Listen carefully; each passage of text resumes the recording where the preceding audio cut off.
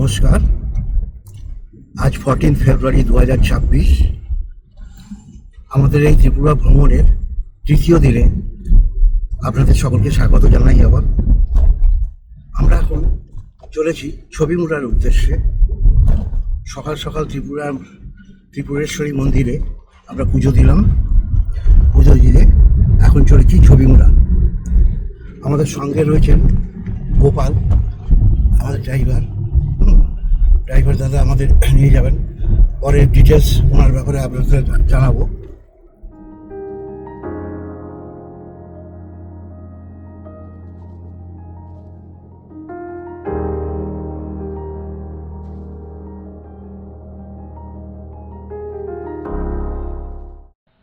ত্রিপুরার প্রাণকেন্দ্র আগরতলা এবং এই আগরতলা থেকে ৮৬ কিলোমিটার আনুমানিক দূরত্বে পড়ে অমরপুর। এই অমরপুর বাসস্ট্যান্ড এসে এখান থেকে ছবিমুড়া যেতে হবে আনুমানিক আরও ৫-৬ কিলোমিটার, অর্থাৎ ৯০ থেকে ৯২ কিলোমিটার ডিস্টেন্স পড়ে। সময় লাগে মোটামুটি ৩ ঘন্টাই ধরুন। ৩ ঘন্টায় আপনি ছবিমুড়া পৌঁছবেন।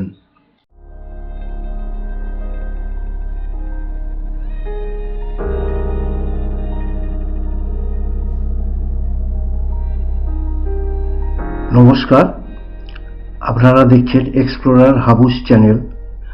এই ছোট্ট চ্যানেলে আপনাদেরকে স্বাগত জানাচ্ছি।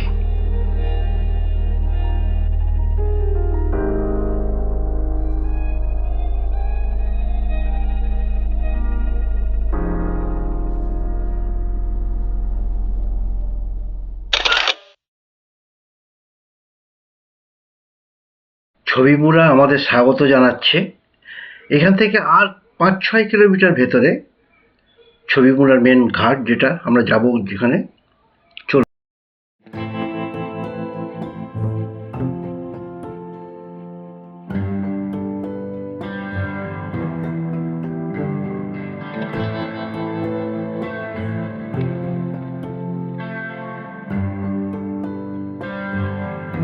আপনারা দেখছেন আমাদের ত্রিপুরা ভ্রমণের এই তৃতীয় পর্ব। এই পর্বে আপনারা দেখতে চলেছেন ছবিমুড়ার পুরো ও গোমতী নদীর দুই ধারের প্রাকৃতিক দৃশ্য। চলুন দেখি।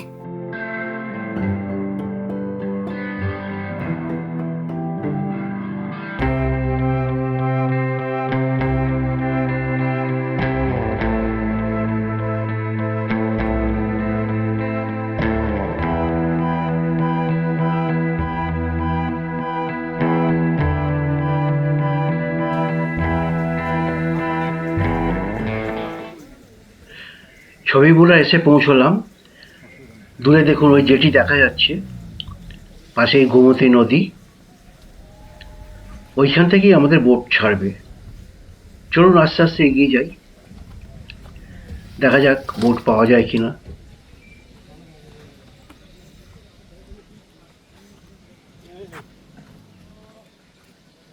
জেটিতে তো লোক বসে আছে, দেখা যাক। বোটও রয়েছে, কখন ছাড়ে এখন সেটাই ব্যাপার।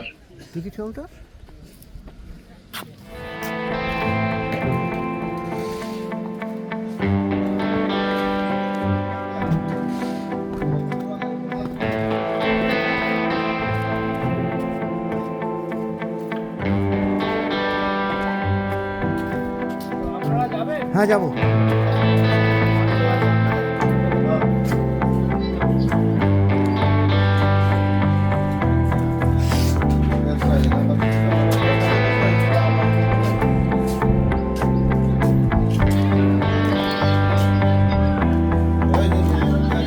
সারি সারি বোট আছে। 19 জন না হলে এরা ছাড়বে না বলছে। এখন আমাদের ওয়েট করা ছাড়া কোনো উপায় নেই।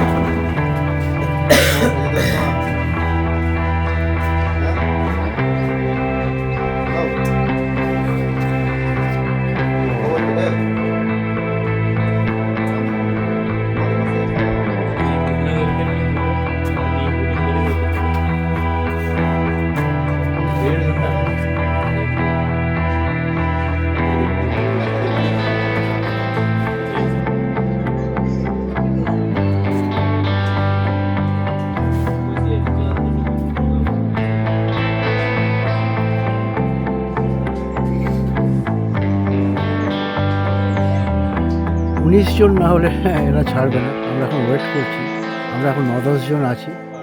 রিকোয়েস্ট করেছি, দেখা যাক কখন এরা ইয়ে করে।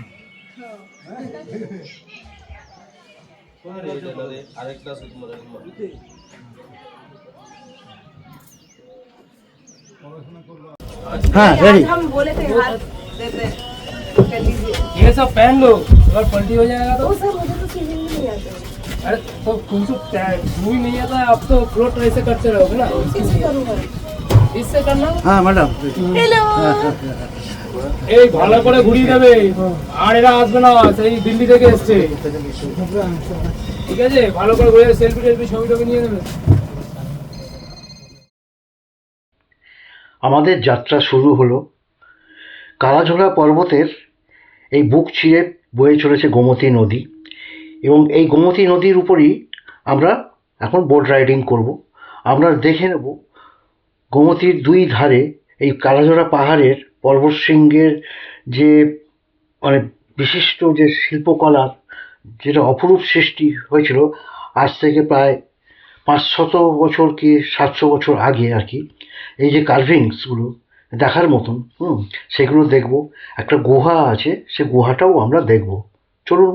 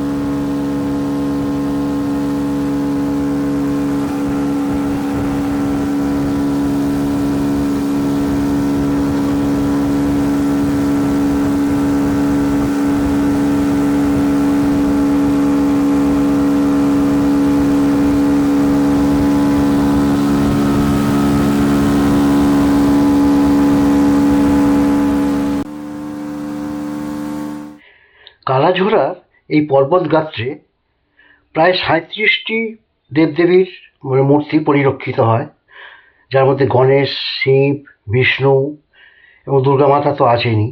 দুর্গা মাতাটাই উল্লেখযোগ্য আর কি।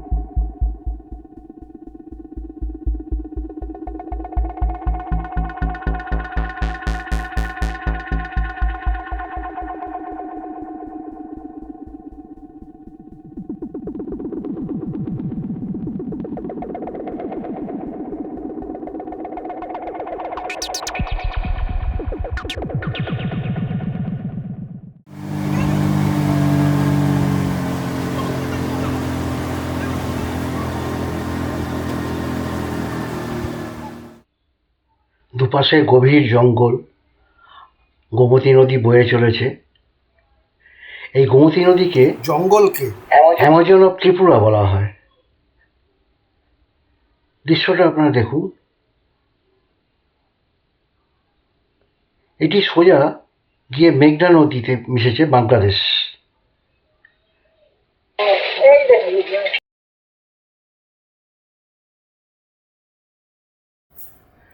নদীর ধারে দেখুন শিবলিঙ্গ বসানো হয়েছে, এবং পাহাড়ের ওপর থেকে ঝর্ণার জল এর উপর কি সুন্দরভাবে পড়ছে। একটা প্রাকৃতিক পরিবেশে কি মনোমুগ্ধকর দৃশ্য।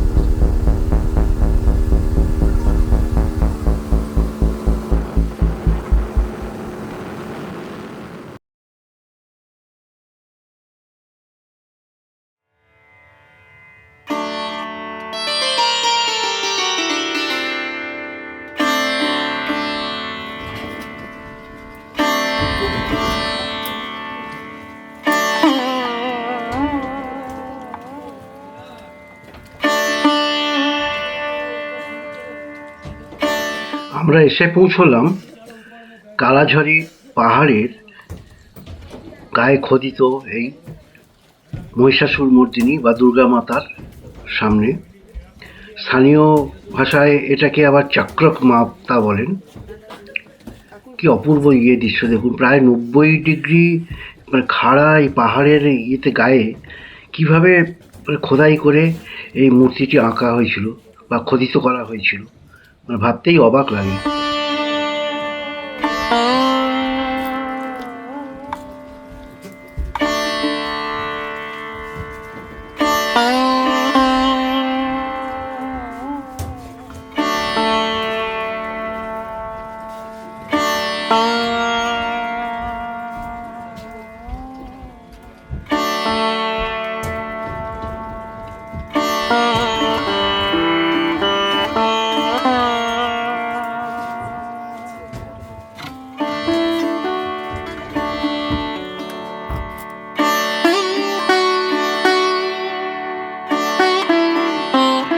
তেরো মিটার উচ্চতা বিশিষ্ট এই দুর্গা মূর্তিটি অনুমান করা হয় যে খ্রিস্টীয় 8ম শতাব্দী থেকে 15 শতাব্দীর মধ্যে কোনো এক সময় নির্মিত হয়েছিল। এখানেও দেবীর 10টি হাত, তার ডান পা মহিষাসুরের গায়ে এবং আর একটি বাম পা তার বাহনের উপর অবস্থিত।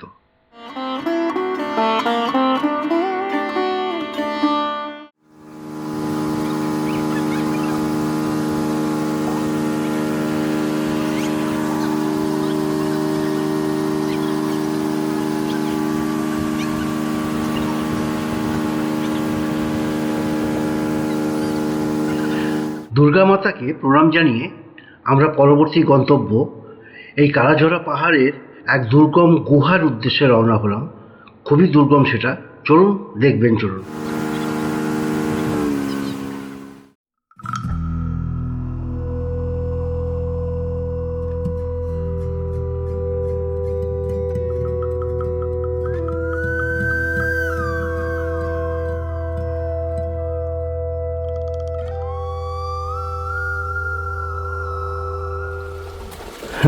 গোমতীর তীরে এই গভীর জঙ্গলের পাশ দিয়ে দেখুন খারাপ জল বয়ে চলেছে নদীঘাট দিয়ে। আমরা এগিয়ে যাচ্ছি একটা গুহা এর দিকে, চলুন দেখি।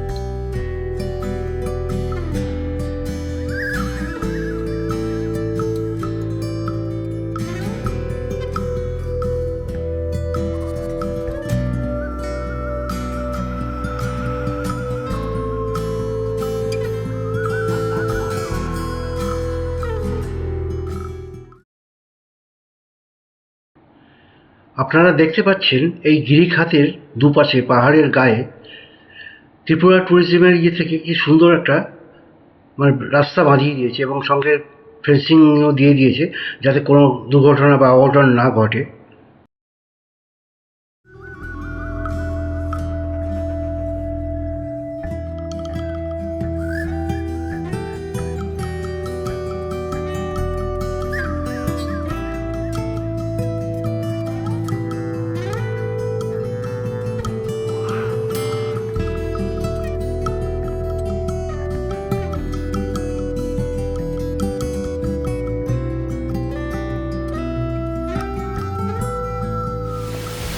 আমি যখন গুহার মুখটা দেখাবার চেষ্টা করছি,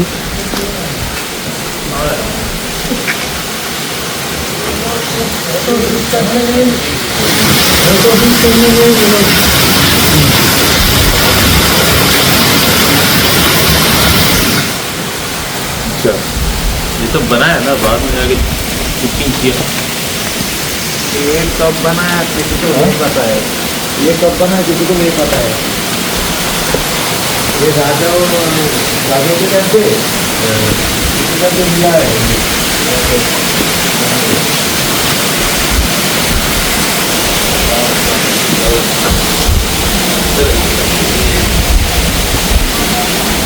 पानी तो नहीं बना है।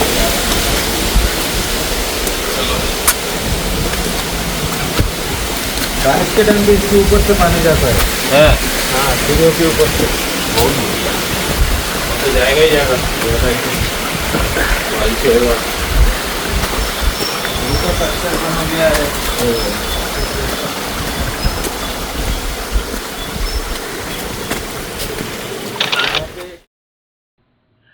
এখন শীতকাল, গিরিখাত যেটা দেখছেন সামান্য জল বয়ে যাচ্ছে, কিন্তু বর্ষাকালে এর রূপ ভয়ঙ্কর হয়ে যায়।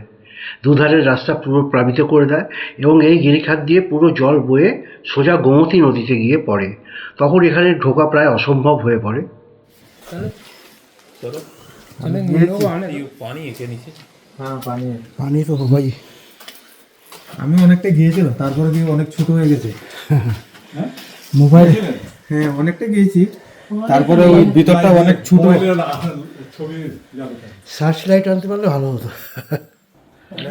আমরা এই গুহা মুখের সামনে এসে পৌঁছেছি। দেখুন, মোবাইলের ইয়ে দিয়ে দেখানো হচ্ছে সরু হয়ে একদম সোজা ঢুকে গেছে, ভেতরটা পুরো অন্ধকার, পুরো যাওয়া যাবে না, স্যাঁতস্যাঁতে ভেতরে জল রয়েছে। তো যতটা পারবো দেখাবার চেষ্টা করছি। গাড়ি আছে নাকি? ये तो लोग भी जाते पारबे।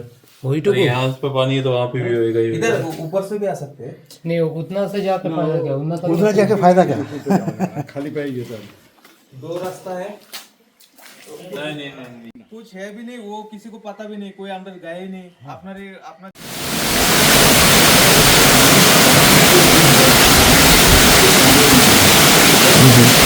গিরিখাতের মধ্যে দিয়ে ঝর্নার দিয়ে করে জল, মানে পাহাড়ের পুরো জলটা এখান থেকে বয়ে চলেছে। দেখুন কেউ শব্দ করে যাচ্ছে, শব্দটা শুনুন।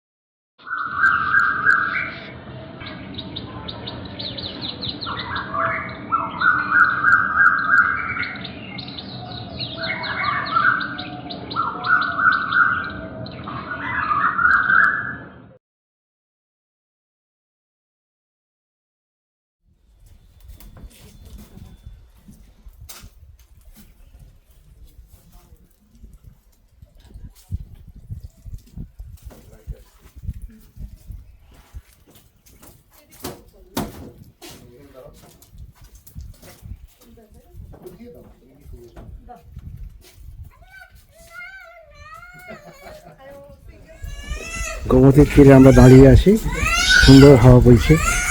এটা একটা রেস্ট পয়েন্ট, এখান থেকে আমরা এই কেভটা দেখে এলাম।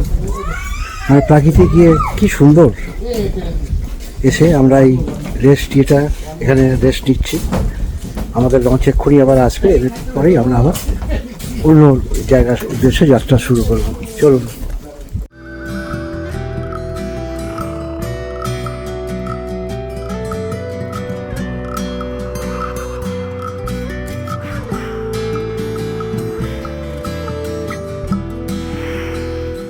আমার এই প্রতিবেদনটি যদি আপনাদের ভালো লেগে থাকে তাহলে শেয়ার করে দেবেন, লাইক করে কমেন্ট দেবেন এবং চ্যানেলে যদি নতুন হয়ে থাকেন দয়া করে সাবস্ক্রাইব করবেন।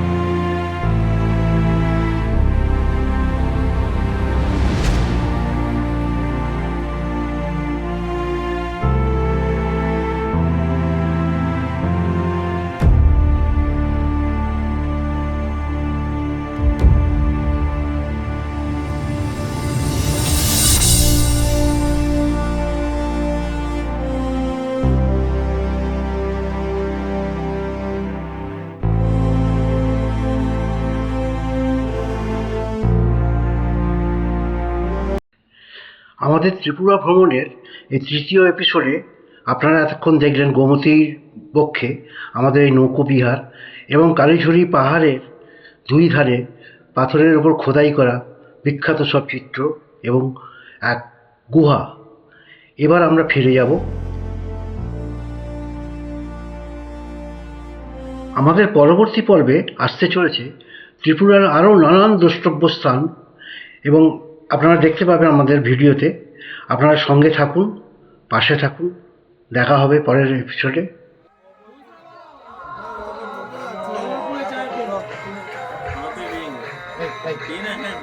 अरे ढंग का चाय अभी नहीं मिला, ढंग का चाय अगरतला जाने के टाइम में पिलाएगा ये।